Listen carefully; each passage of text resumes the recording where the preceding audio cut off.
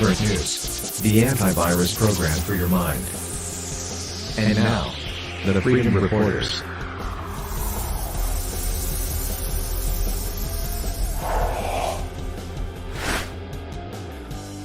Good evening, everyone. I'm Rick Walker. Welcome back to the Maverick News channel. We're off to a little bit of a late start tonight. Just kind of an unusual day here. Let me kill that music. It's done. Sorry about that. Just a little bit of a lot of weird stuff going on around here today. But we're going to go live now with Leo Lucier in Windsor, Ontario, Canada. He's at a pro-Palestinian rally down there on the Windsor-Detroit border. Let's go live to the riverfront now and join Leo.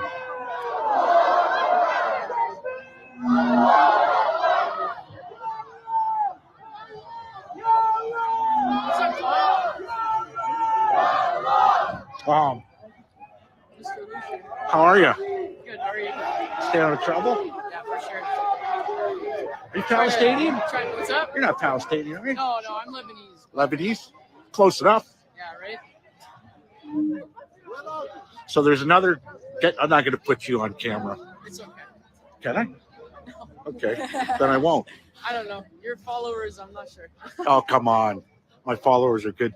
So there's another protest Friday? Is that what I'm hearing? I actually missed it. I didn't even hear that. I'll check their Instagram right now. I think they're going to do a prayer right now. So Yeah, it's sad what's going on in the world today. it is, right? 100%. I just want it all to stop. That's all. Peace, right? That's it. 10,000 Palestinians. Yeah. Well, you knew the numbers were going to be greater. Yeah, for sure. For sure. And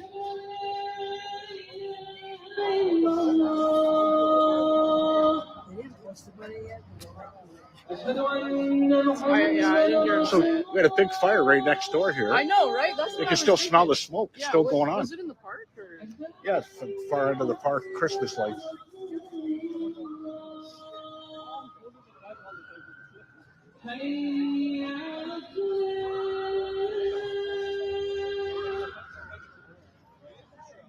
So this is the tail end of the pro-Palestine protests.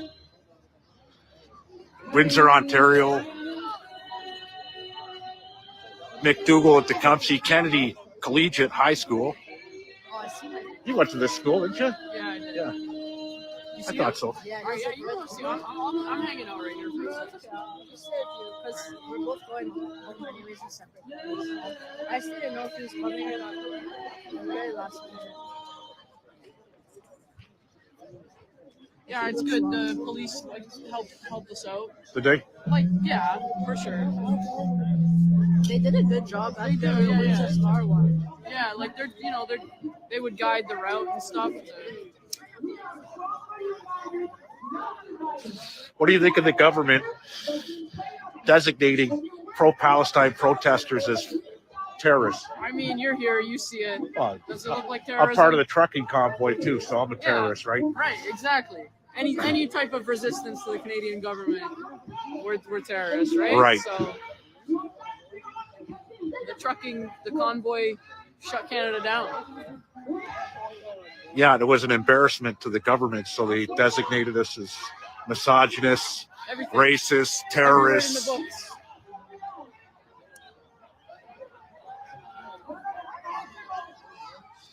So the struggles go on. There's always a couple people who are. I knew it too when there were 1,600 Jewish that were murdered in Israel, that the numbers would be tenfold that of Palestinians. It's always a numbers game with them, eh?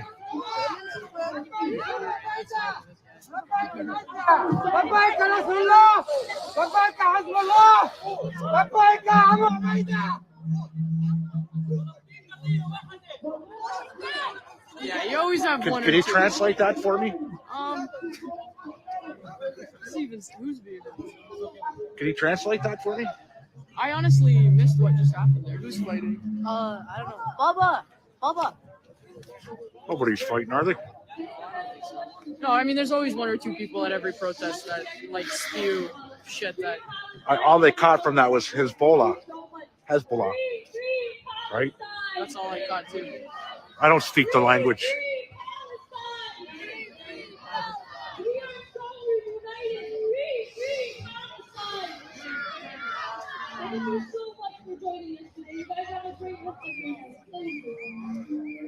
And that rounds it up for the protest here. The guy who was screaming? Apparently. What was he Someone screaming? was calling us terrorists. Yeah. Someone was calling you guys terrorists? Yeah, Huh. I think that my dad said the guy that. Okay, we're used to it. Yeah, the Lebanese. He said the Lebanese guy. No, I mean, you always got, like I said, one or two people at every protest that are Well, yeah. screaming obscene. There's actors at every protest, right? For sure. I think the For government. the most part, though, it's a pretty peaceful protest. All of them have been. I don't know if you've seen any of the other ones, but you know. No, I just caught the tail end of this. So I was Yeah, up they for a just ride. get together. They pray, and then we do our little march. And So Friday, I hear they're saying in the back of the truck there's big protest Friday. I don't know the start and I don't know where it ends, but I'll find out. It is what it is. all right, I'm getting hungry. You want to come with me over there? Where'd you Just gonna park? wait for Jill. Where'd you All right. park? Over I'm there? just picking up a ride from Jill at like. Goodwill. You don't need a ride home? No, I'm good. Thank you. I appreciate it. Tell Jill I said hi. I will for sure. Okay, love you, kid. Okay, love you too, man. Have a good Hey. night. Okay. Alrighty. All right. Take care. With that being said, I'm signing off.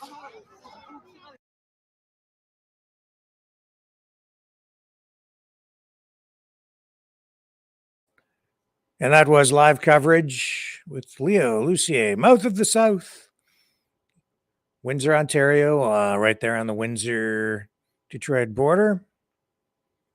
Picking up the tail end of a pro-Palestinian rally. And honestly, I was not really sure if I would even be on here tonight, because I've been doing a lot of other work around here today in the studio, trying to get some other production work done so we can kind of get things on a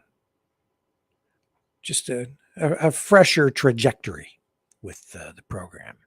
I thought we had a pretty good run last night.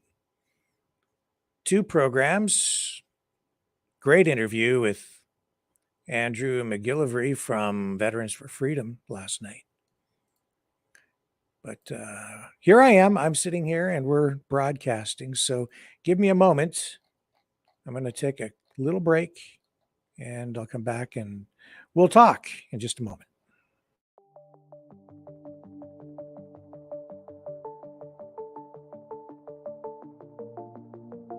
Greetings, brave Mavericks. Our quest for truth continues. We go beyond fake news. Together we expose propaganda. Together we pull others out of rabbit holes. We are maverick thinkers. We are all unique individuals, defenders of individual rights and freedoms, credible, trusted, grounded in reality. Maverick News, Maverick News. Defending free speech, free speech. Donate at freedomreporters.com. Do it now. Tomorrow may be too late. Maverick News. The world is watching.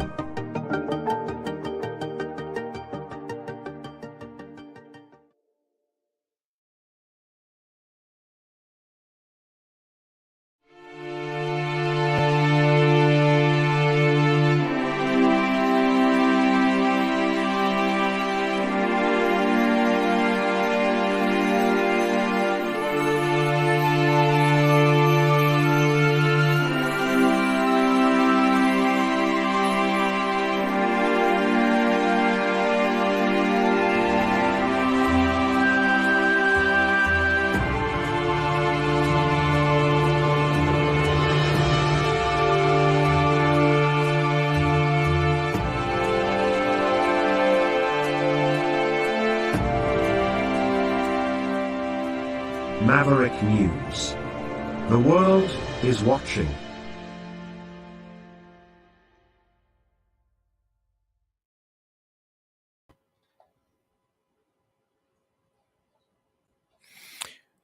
Here I am. I'm back. And picking up where we left off with that protest in Windsor, Ontario, I can tell you that tonight, Israeli Prime Minister Benjamin Netanyahu today discussed a possible deal to free the hostages that were taken by Hamas during that attack on October 7th. Netanyahu was on Meet the Press today, and he said during his interview there that there could be a potential hostage deal with Hamas being worked out. No details really released other than him saying that there are negotiations going on and that those negotiations are delicate.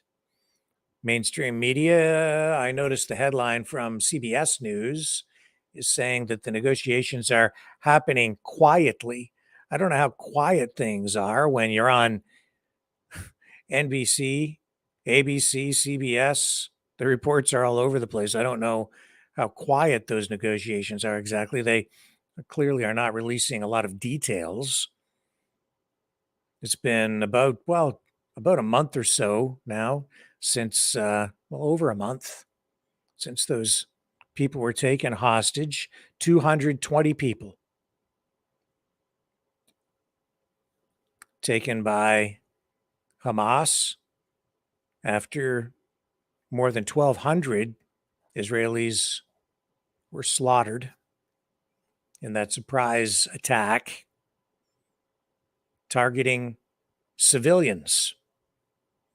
Now, some people say that that kind of thing is a war crime. Others, including some prominent social media influencers, have been saying over the past 24 to 48 hours that those attacks are justified because the land is occupied. And if the land is occupied, then even civilians are fair game and can be targeted and killed. Not sure I agree with that.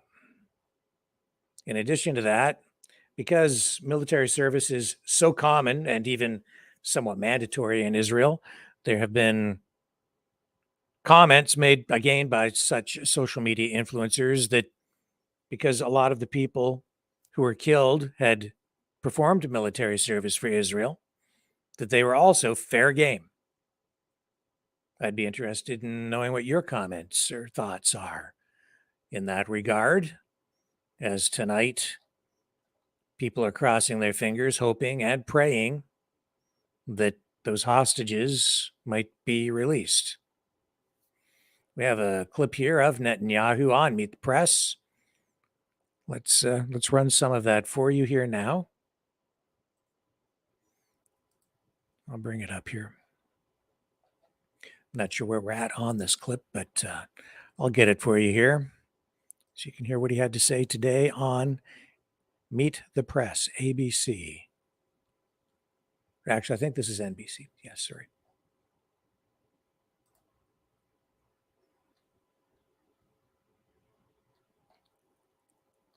NBC's Meet the Press.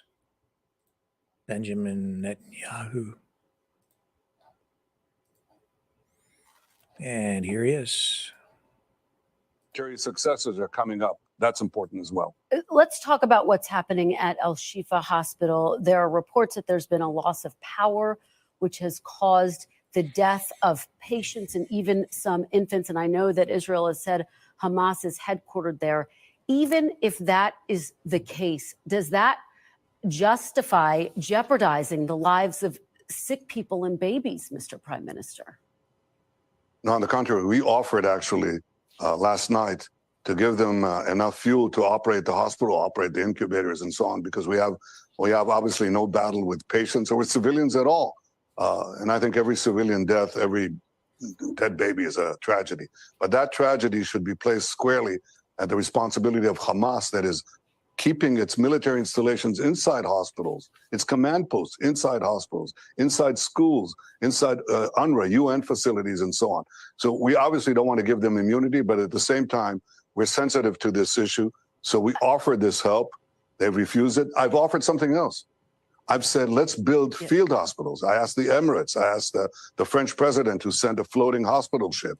We've asked other countries to, the UN, UNRWA, and so on, build field hospitals. Let's move the patients out of these Hamas command posts in the hospitals to these safe places.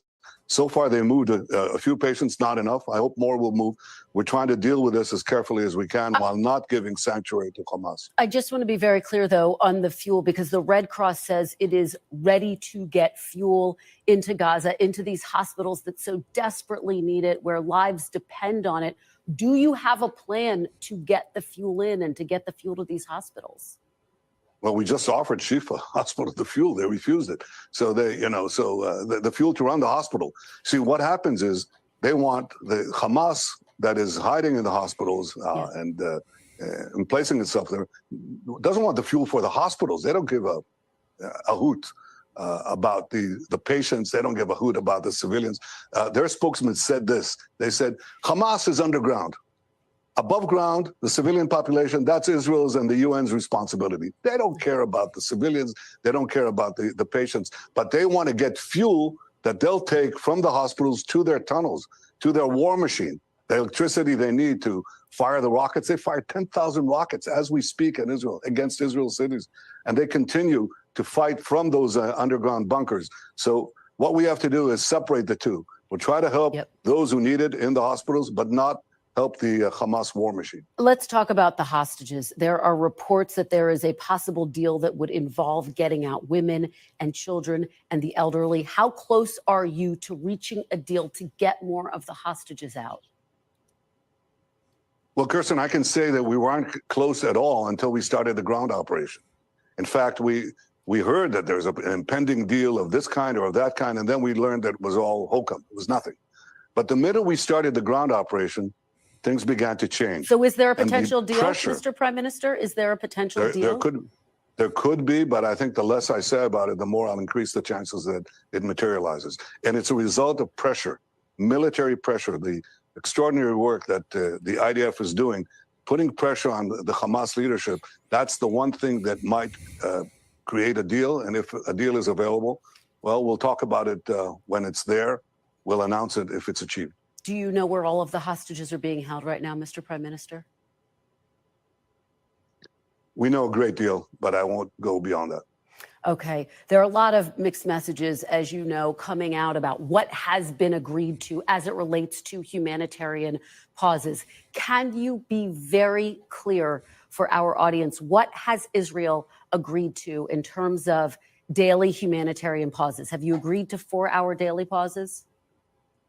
Yeah, let me be clear on what we agreed on and what we don't agree on. What we don't agree on is give a ceasefire to Hamas, with the exception of one intended for the release of our hostages. We're going to continue this to the end. We have to have victory. There's no substitute for victory, and we'll destroy Hamas, again, for our sake and for the sake of peace in the future.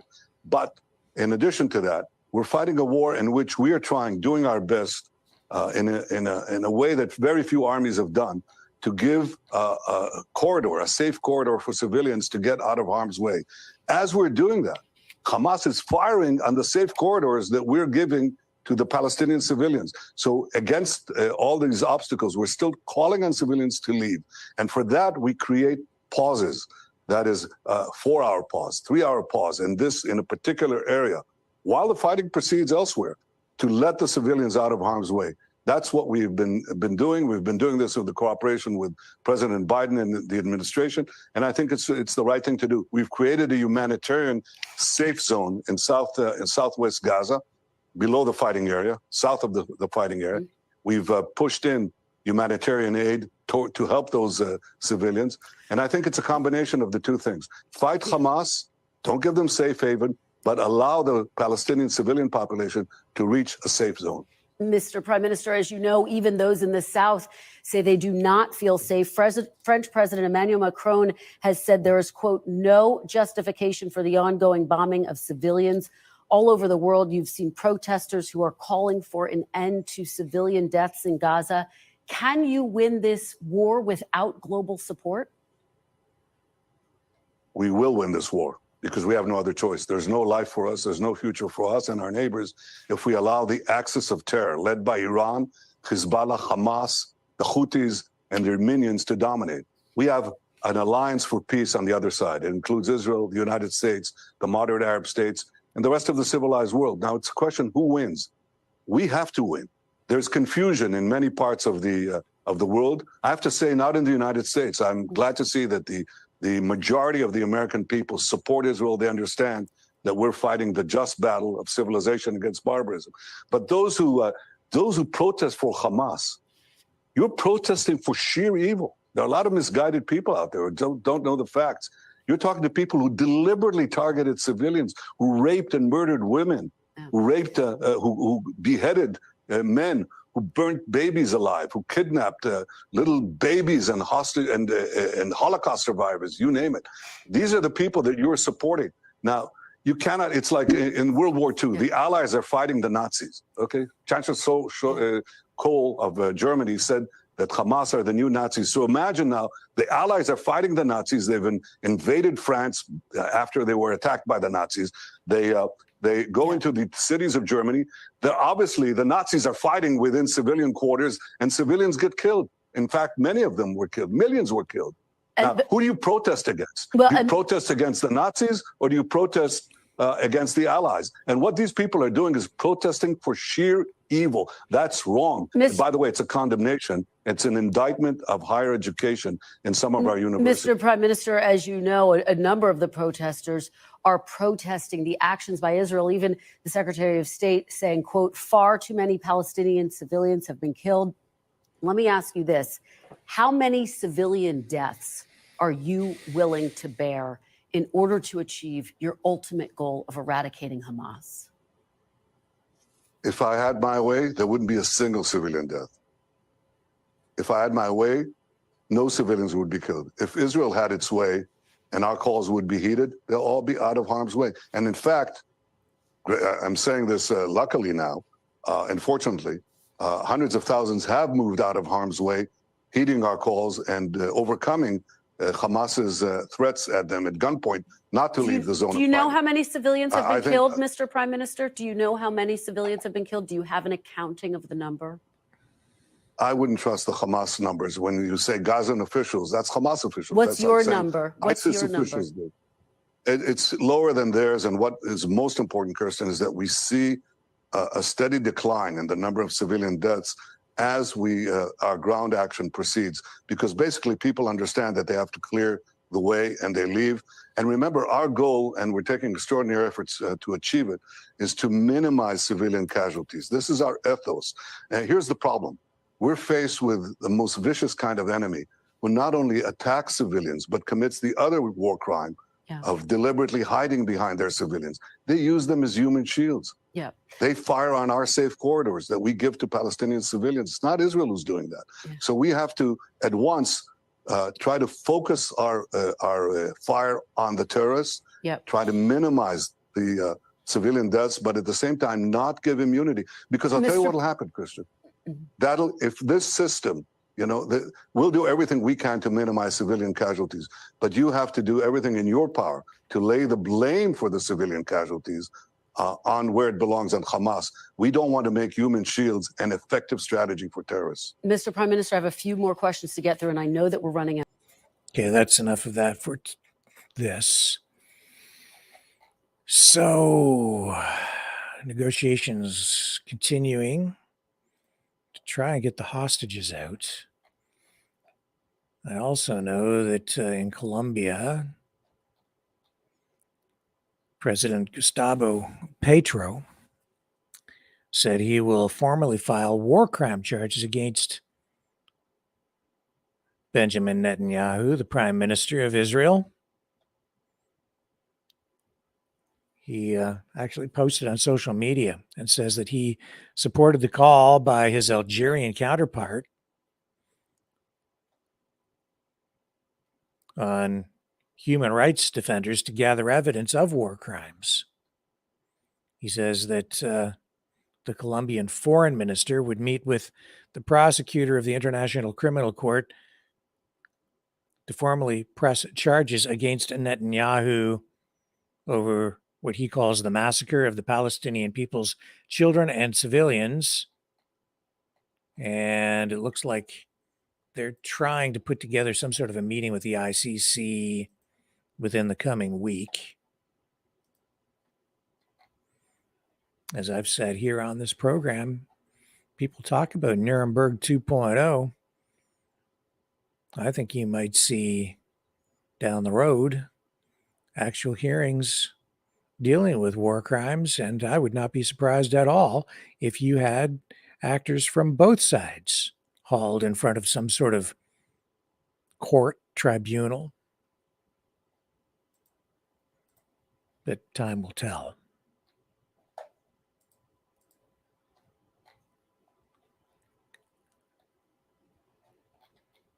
In addition to that, American aircraft today struck a weapons storage facility and a command and control center, which is used by Iran-linked militants, as described, in Syria.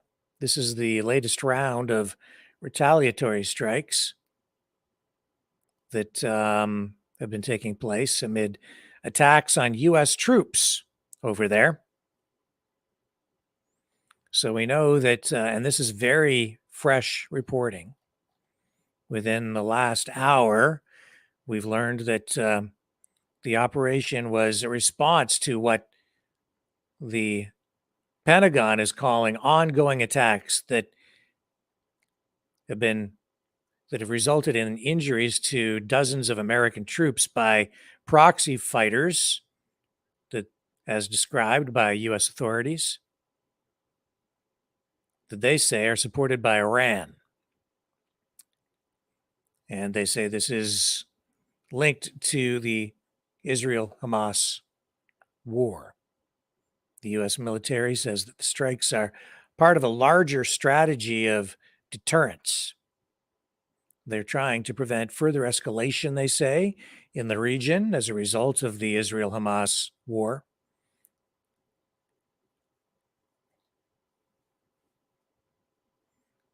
Defense Secretary Lloyd Austin tonight saying that, in his words, the president has no higher priority than the safety of U.S. personnel, and he has directed today's action to make clear that the United States will defend itself, its personnel, and its interests.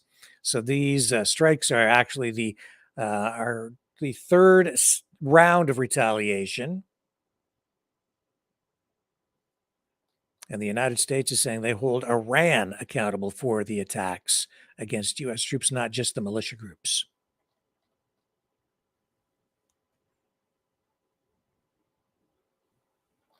So we're following that, and that is a fresh development. In addition to that, tonight in Canada, Ottawa, the nation's capital,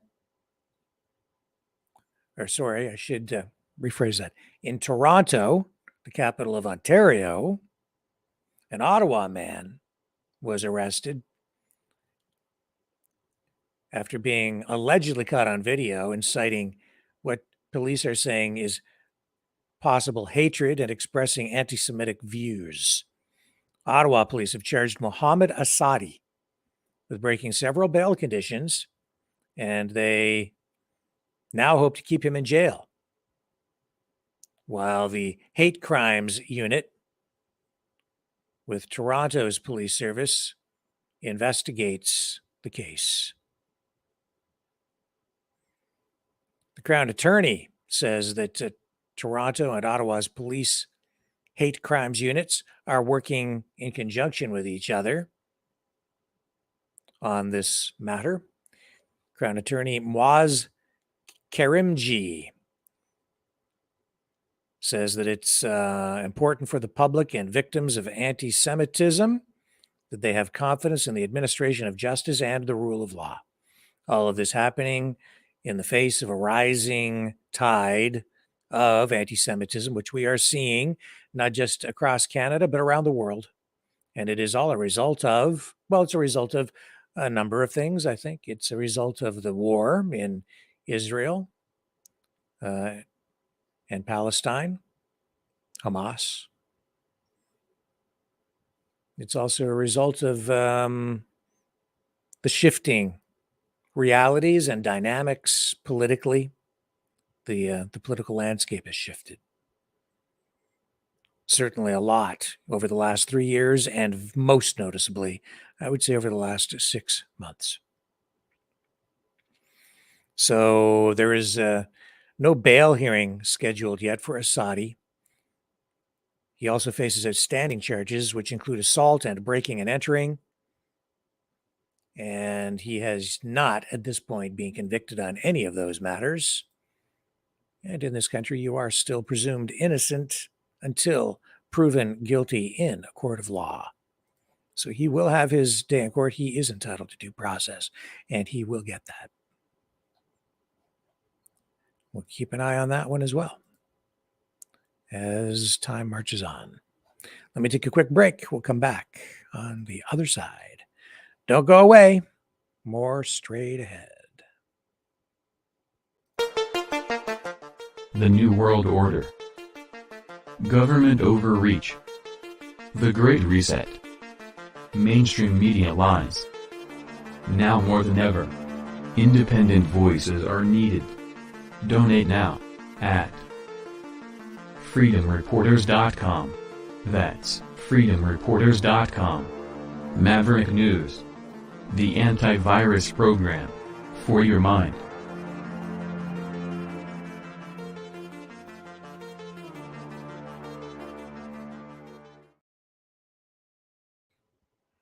And here I am again.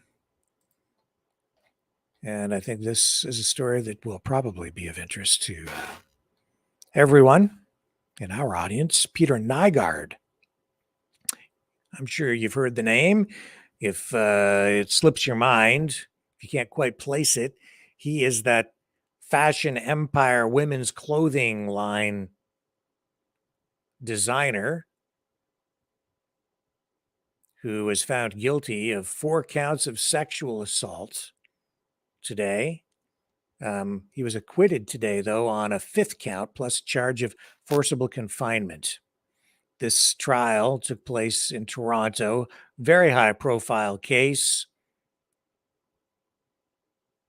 So this jury handed his trial down in Toronto. It took 5 days of deliberations following a 6-week trial for the 82-year-old. I guess you would call him now a former fashion leader. He appeared in court in a wheelchair with his hair tied back. He had a long Canada Goose jacket on over a hoodie and tinted glasses. That's how he was described as he went into court. He stood up while the jury read out each of their rulings on each of the charges. The Crown Attorney says that it is a just result. He says that this is a crime that typically happens in private and profoundly impacts human dignity. He says to stand up and recount those indignities in a public forum, such as a courtroom, is never easy and takes great courage. And he was, of course, referring to the women who came forward as victims.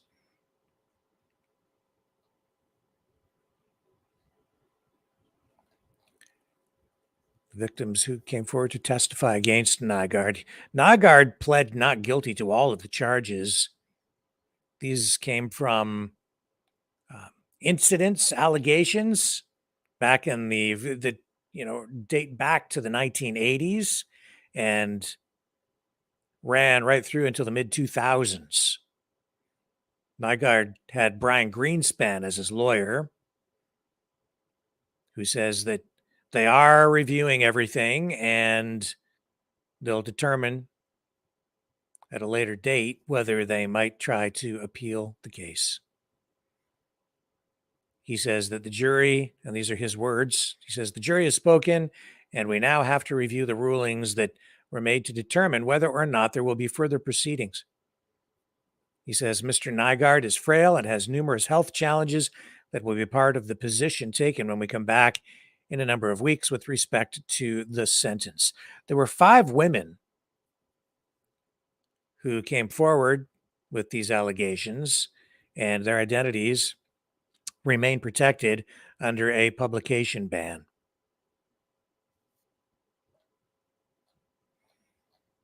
So we'll keep an eye on that one, and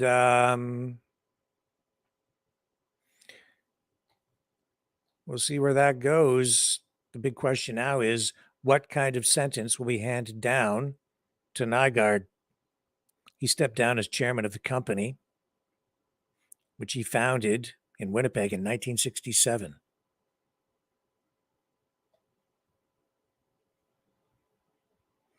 Police raided his offices in New York City in February of 2020. And since then, the company has filed for bankruptcy and has gone into receivership. So not only has this destroyed Nygaard, it has destroyed his company.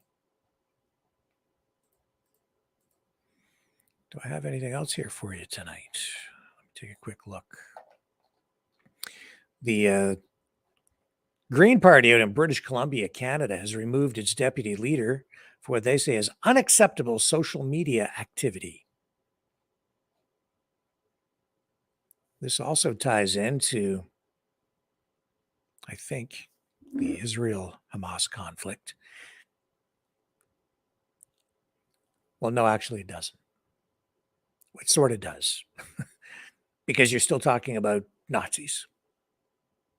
So in a way it does.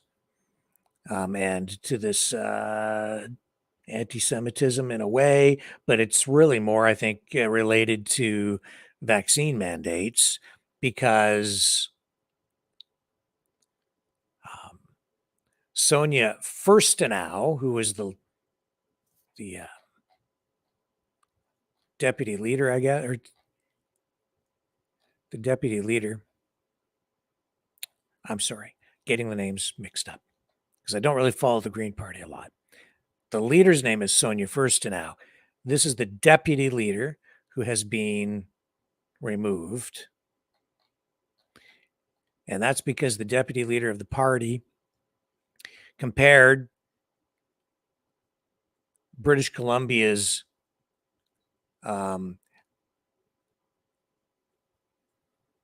one of their top health officials, Dr. Bonnie Henry, to Nazi doctor Joseph Mengele.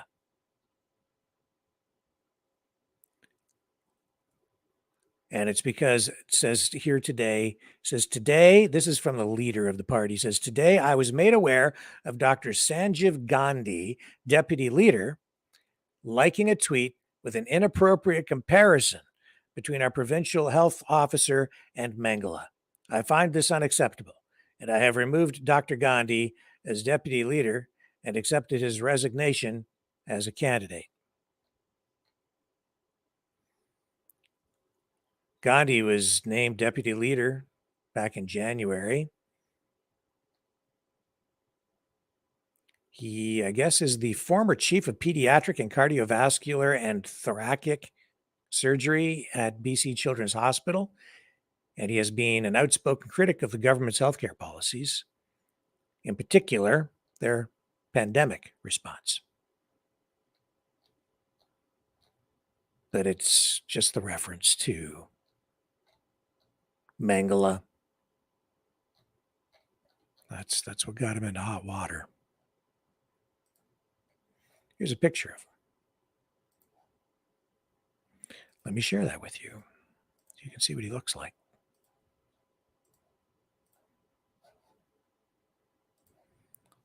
And there he is.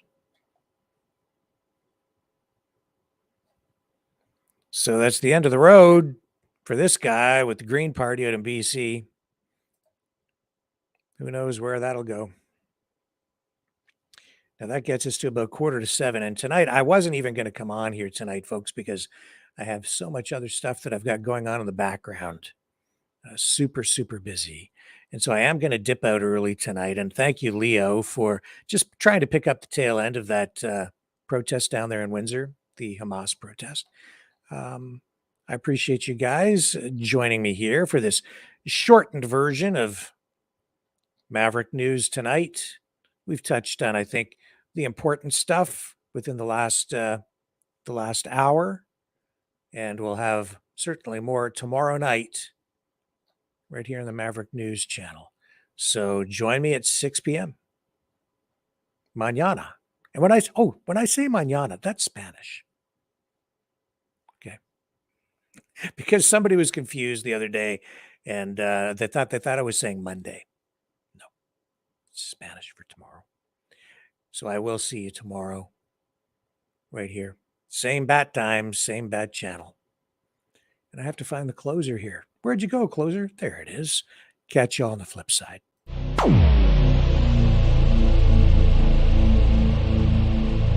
This has been a Maverick Multimedia production.